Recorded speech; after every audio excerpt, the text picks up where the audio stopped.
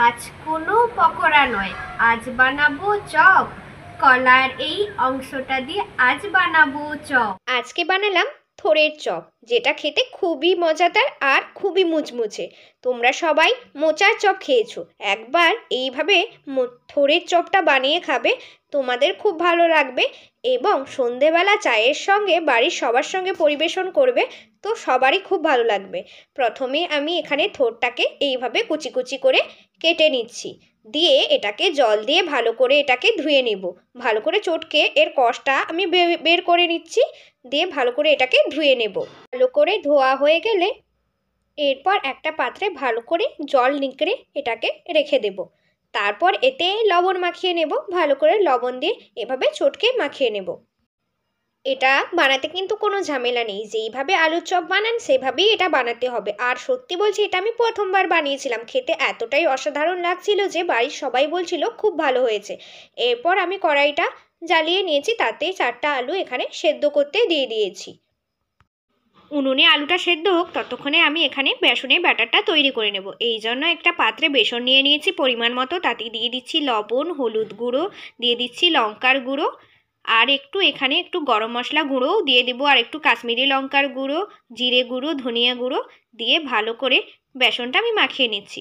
আপনারা চাইলে এখানে একটু খাবার সোডাও দিয়ে দিতে পারেন, যাতে চপগুলো একটু ফুলে ফুলে ওঠে। আমি এখানে খাবার সোডাটা দিইনি, দিয়ে ভালো করে এইভাবে বেসনটা মাখিয়ে নিতে হবে। তারপর একটু একটু জল দিয়ে ভালো করে চপের যেরকম ব্যাটার হয় সেরকম ব্যাটারটা তৈরি করে নিতে হবে। একবারে আমি সবটা জল দেবো না, দিলে পাতলাও হয়ে যেতে পারে, তাই জন্য একটু একটু অল্প অল্প জল দিয়ে বেসনটাকে এইভাবে মেখে নিতে হবে।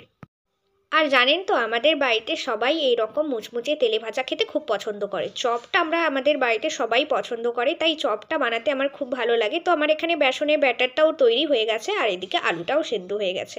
তো আলুগুলোকে একটা প্লেটে তুলে নিচ্ছি, তারপর কড়াইতে কতগুলো শুকনো লঙ্কা এইভাবে ভেজে নিচ্ছি।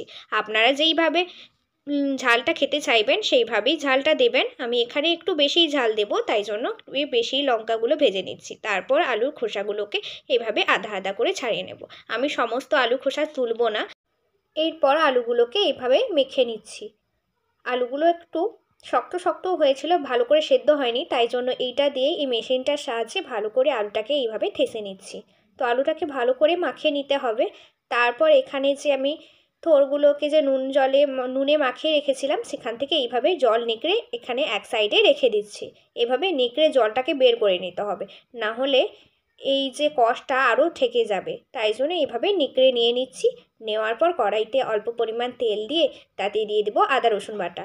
আদা রসুন বাটাটা ভাজা হয়ে এলে আমি আদা রসুন দেওয়ার সময় সবসময় হলুদ দিয়ে দিই, যাতে বেশি না ঠিকরায়, তাই জন্য এখানে আমি হলুদটা দিয়ে দিই। তারপর দিয়ে দিয়েছি পেঁয়াজ কুচি, সেটা দিয়ে ভাজার পর এখানে আমি সেই থোড়গুলো দিয়ে দিচ্ছি। দিয়ে কিছুক্ষণ নাড়াচাড়া করার পর এটা একটু হালকা ভাজা ভাজা হয়ে এলে এতে আমি সেদ্ধ করা আলুটা এখানে আমি দিয়ে দেবো।